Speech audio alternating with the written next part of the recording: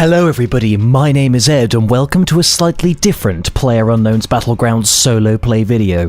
Today, I'm going to attempt a fully narrated solo play. This was suggested to me by Yana, or Jane Winchester, as some of you may know her as on the channel.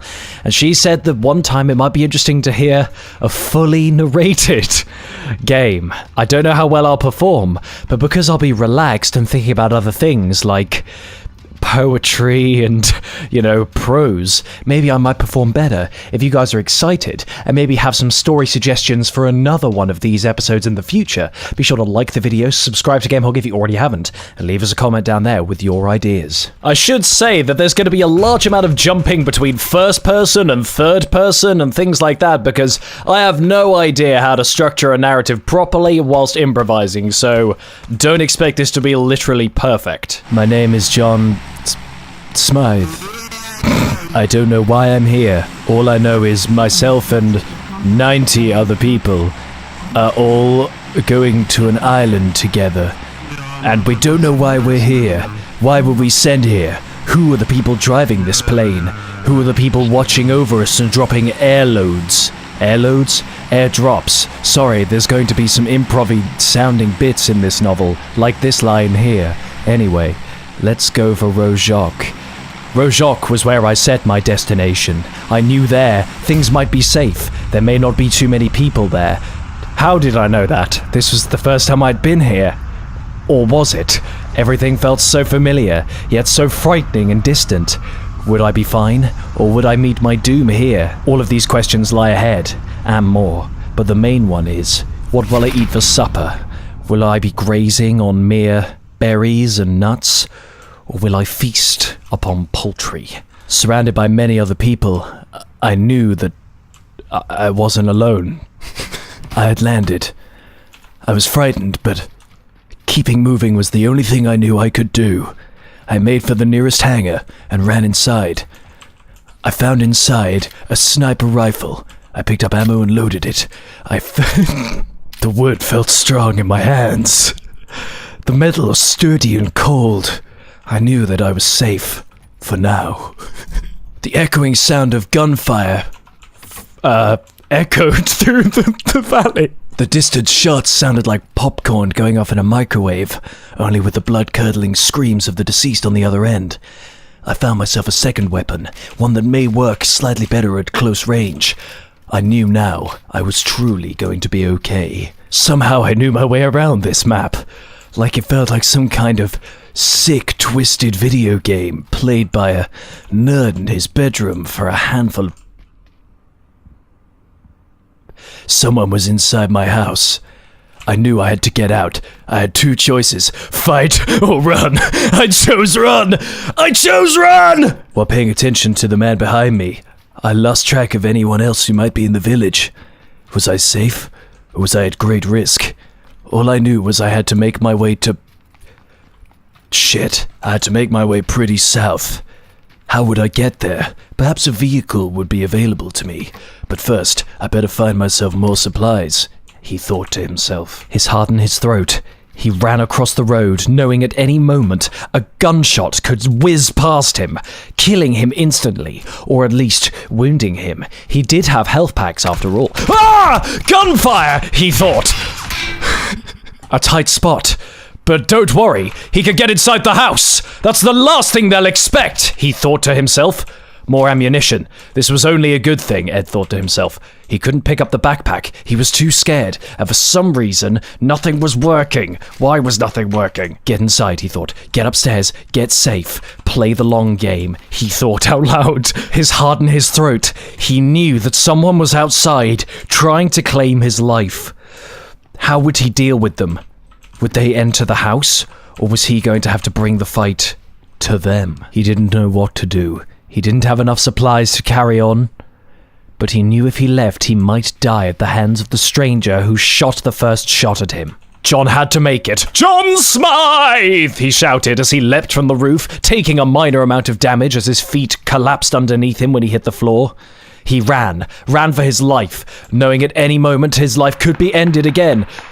Gunfire sounded. Was it at him? He'll never know. All he knows is that the gunfire is over the ridge, and he is safe for now. More gunfire pops in the distance. Believing two people are in a firefight with one another, Ed continues to flee. Did I say Ed? I meant John Smythe, the author corrected. Many people had already died, but there are many people left. Where will I place?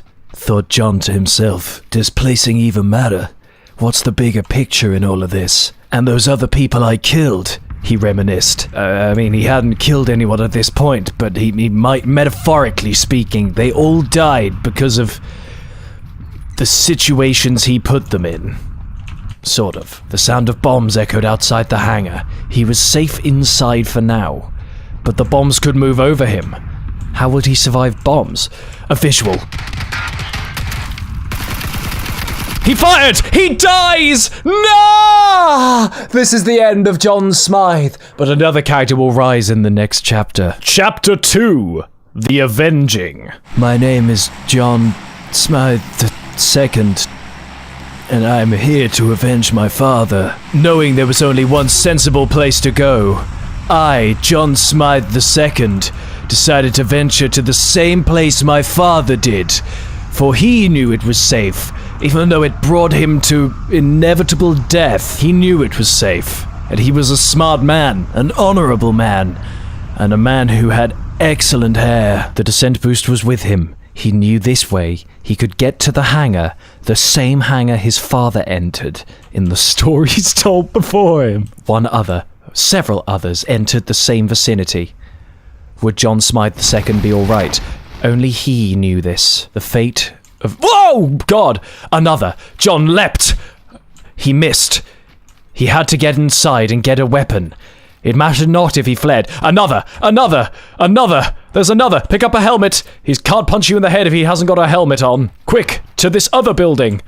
A gunshot nearby. He knew that if he fled, he would probably be fine, but there was no guarantee anymore. Things weren't safe around here. Why did he go to the same place his father did? It was a death trap before. This was a fucking stupid idea, he rambled to himself nervously, knowing his death could come at any moment, fearing for his own life, wetting himself slightly. A slight dribble of urine got into his shoes, making his footsteps even more audible. The squelch of his feet attracted a nearby gunman, whose unrelenting fury would surely bring him to his knees. But he was strong. He knew that this was the time to flee, away from the gunfire, and towards safety, possibly a boat nearby that could carry him down yonder river. He spotted a boat up ahead, fleeing for his life, and potentially to secure a victory.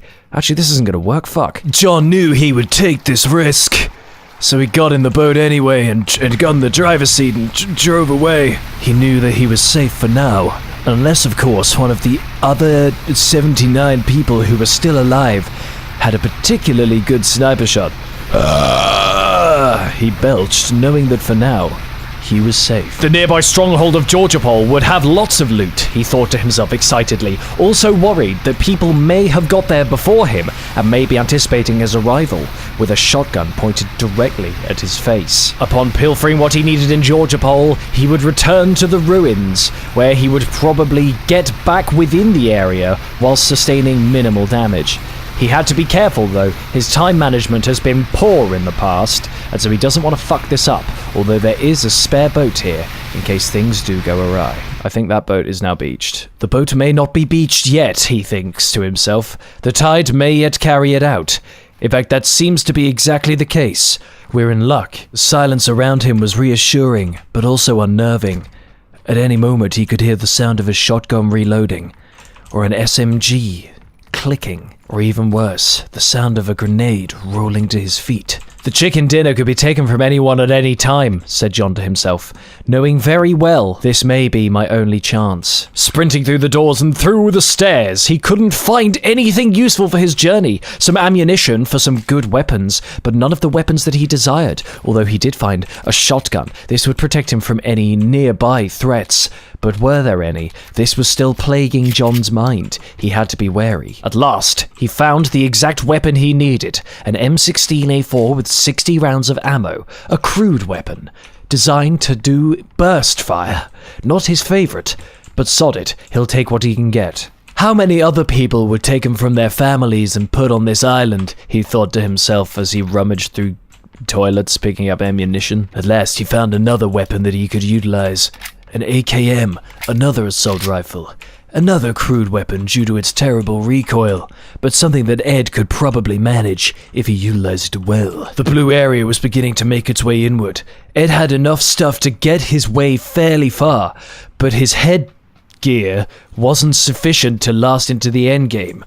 One shot from a sniper rifle, and he'd be dead instantly. John had about enough time to scavenge one more house. Maybe two if he was feeling plucky, and if there isn't anything in this one to find, because we don't really have long before we need to get into the other area. Hurry up, John, you prick. John had never run downstairs as fast as he had this time, but he knew that his life depended on it once again. The boat was nearby. It was time. He could return back to the ruins and make his way into the area, sustaining hopefully minimal damage.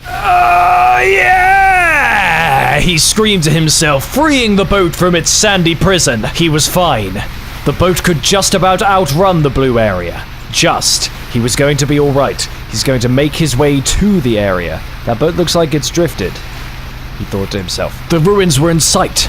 The broken top of the steepled church taunted him. Hopefully he could beach the boat, get inside, and sprint to safety before any of the area's effect could tickle him. If he's lucky, he may even find more of the loot he needs inside the area. It was a risky beaching technique. Would it work?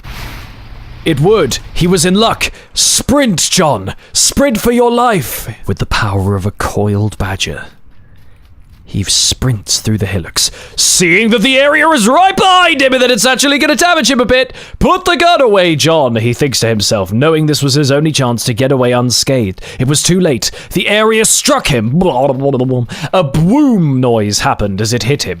He knew that he would get into the area soon, but right now he was being damaged. And right now it hurt. Blood was seeping into his vision. What is this force field, he thought to himself. Why does it hurt so much? He didn't know the answers to these questions, but what he did know was that the area was not too far within reach. Gunfire popped in the distance. He didn't know what direction it was going to. Was it firing at him, or maybe at some other threat in the distance? Either way, the area he was in wasn't safe, and after sustaining some damage, the area interrupted his thought as he cleared it, feeling like a thick piece of polystyrene? Cling film. He slipped through it, sprinting for his life for a new marker he'd set on his map, knowing full well it was safe inside the area. Ah! Ah! Gunfire! Gunfire! He thought. Get on the floor. Goodness. Use a health pack, John thought to himself. I can't believe I got out of that mostly unscathed. But as I thought, the helmet is long gone. Here he comes. Get ready. He fired. He killed him! John had avenged his father! He completed what his father could not. Actually killing someone. He took all the equipment he could.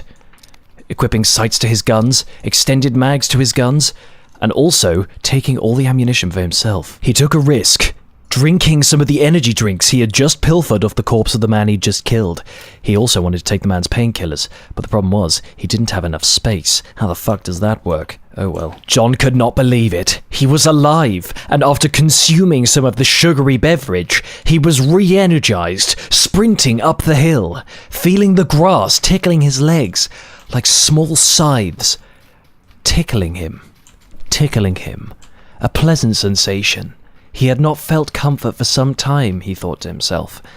This truly was hell. This is only the second chapter of John Smythe, but it is without a doubt the most exciting, and so far the longest. He knew it was a risk, but he had to run from building to building while he could, hoping there was nobody else still in this village. There might be someone, he thought to himself, but it was a risk he had to take. His head was unprotected, although this was an ironic choice of things to do. There was nearly only a third of the original population of the game left.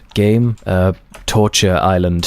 He had found another helmet. It was a low-level helmet, but it would do now, because it was better than having just flesh protecting his bare head. He waited for the area to consume its next victims. With only just over a third again still of the people left, would his original mark have been where he should have gone? Perhaps not. Perhaps he should head there. John was terrified. He kept his eye over his shoulder, knowing at any moment more gunfire could hail from anywhere. He didn't know where the gunfire had come from, but he knew that he was safe as long as he was in the building. There's only 25 people left, he thought to himself. How have I lasted this long? There was no time to waste. He took the chance while he had it, and he ran. More gunfire hailed upon him. He knew this was going to be his moment, the moment where he met his father again. "I'm coming to see you, Papa," he said. 10 seconds remained until the blue shield would upon him encroach. He may not actually make it this time. This may be the time he dies.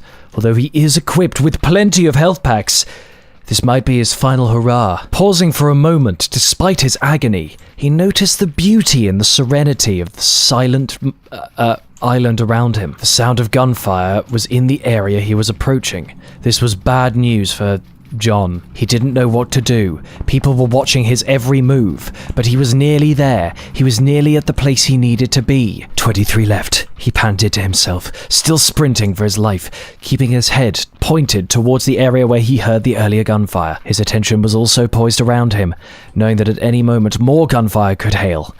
What would they shoot him with? How would he meet his end? Would it be at the hands of a pistol, or something more crude, like a shotgun? He had to heal. He knew he had to heal. He lay down prone, taking an enormous risk, injecting himself with whatever the fuck this stuff is, and getting back up, running, seeing the cling film like shield.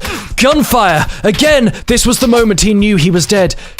No! He had died! He had met the same end as his father, but had reached the 21st position of all of the others. This was the end of the story, but this is only the second chapter. If you would like to see another chapter, be sure to subscribe and like the video for more chapters. Next time, anything might happen. Be sure to stay tuned for the adventures of John Smythe III. Anyway, guys, we will see you in the next narrated PUBG video. Take care. Bye-sies.